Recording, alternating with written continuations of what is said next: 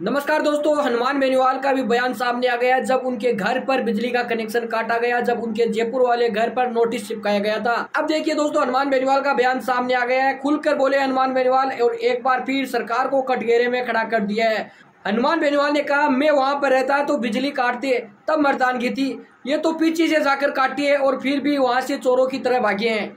ये कोई फिल्मी डायलॉग नहीं है दोस्तों, ये चुनौती है उस सत्ता को जो जनप्रतिनिधियों की आवाज से डर गई है। हनुमान बेनीवाल ने एक बार फिर बता दिया है, वो डरने वालों में नहीं है, लड़ने वालों में से है। जो आपने अब देखा होगा दोस्तों, जयपुर में 3-4 महीनों से वो धरने पर बैठे हुए हैं। एसआई भर्ती को लेकर ये धरना जारी है। यानी सरकार से उम्मीद नहीं है हमें, लेकिन हनुमान बेनीवाल से हमें उम्मीद है। सरकार की हिम्मत नहीं पड़ी कि मेरे सामने आकर बिजली काटती, छिपकर आई, चुपचाप काटी और फिर भाग गई, क्योंकि उन्हें पता है अगर मैं सामने होता तो उनकी मर्दानगी धरी की धरा रह जाती। देखिए, हनुमान बेनीवाल अभी जयपुर में धरने में है और धरना आपको पता है किसको लेकर दिया जा रहा है।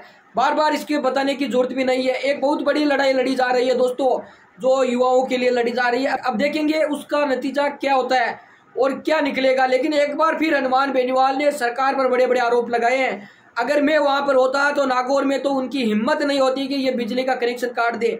ये आवाज है उस सांसद की जो जमीन से जुड़ा हुआ है, जिसने किसानों और युवाओं, आम जनता के लिए लड़ाई लड़ी है और लड़ाई लड़ी जा रही भी है।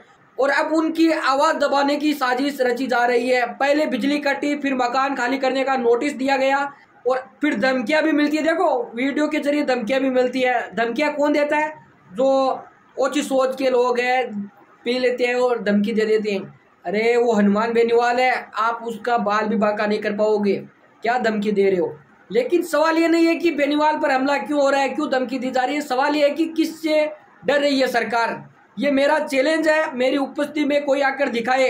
ये हनुमान बेनीवाल ने सरकार को कहा मीडिया के अंदर, यानी इशारों में साफ संकेत दे दिया हनुमान बेनीवाल ने सरकार को कि मेरी उपस्थिति में अगर मैं वहां पर रहता तो आप कनेक्शन काट कर दिखाते।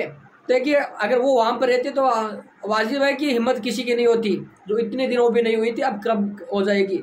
सत्ता की चूड़ी खनकती है जब जनता का बेटा आवाज उठाता है। बजरी माफियाओं से लेकर आयोग घोटाले तक हनुमान बेनीवाल ने हर गलत के खिलाफ आवाज बुलंद की है और अब यही आवाज सरकार के गले की फांस बन गई है और इसी को लेकर हनुमान बेनीवाल को दबाया जा रहा है। साफ संकेत है दोस्तों।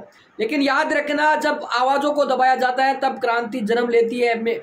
और एक बार फिर हनुमान बेनीवाल मीडिया में कहती है, मैं डरने वालों में नहीं हूँ, मुझसे डरने वाले सत्ता में बैठे हैं। यानी साफ है कि सरकार ही मुझसे डर रही है। क्या आप भी मानते हैं कि सरकार विपक्ष की आवाज से डर रही है? अब देखिए, विपक्ष तो है नहीं राजस्थान में, हनुमान बेनीवाल है, जिसकी देखो एक भी विधायक तो है नहीं फिलहाल विधानसभा में, फिर भी देखो विपक्ष की लड़ाई लड़ रहा है कि नहीं। बड़ी बात, जो विपक्ष है वो दिखाई नहीं दे रहा है। क्यों नहीं दिखाई देगा? देखो दोस्तों, जो भर्ती हुई थी एसआई की, वो कांग्रेस के राज में हुई थी। अब उनके राज में हुई तो वो धरना क्यों देंगे, वो क्यों प्रदर्शन करेंगे? आपको सोचना है। और हनुमान बेनीवाल आवाज उठा रहे हैं दोस्तों, युवाओं की आवाज उठा रहे हैं, किसानों की आवाज उठा रहे हैं। तो इस वीडियो को शेयर करिए और अपनी राय जरूर दें दोस्तों, क्योंकि लगातार हनुमान बेनीवाल किसानों की आवाज उठा रहे हैं। जल्दी से जल्दी वीडियो को शेयर करिए, सभी जगह सोशल मीडिया पर कमेंट में बताएं क्या आप हनुमान बेनीवाल की इस लड़ाई से कितना संतुष्ट हैं। कमेंट करके जरूर बताना। धन्यवाद।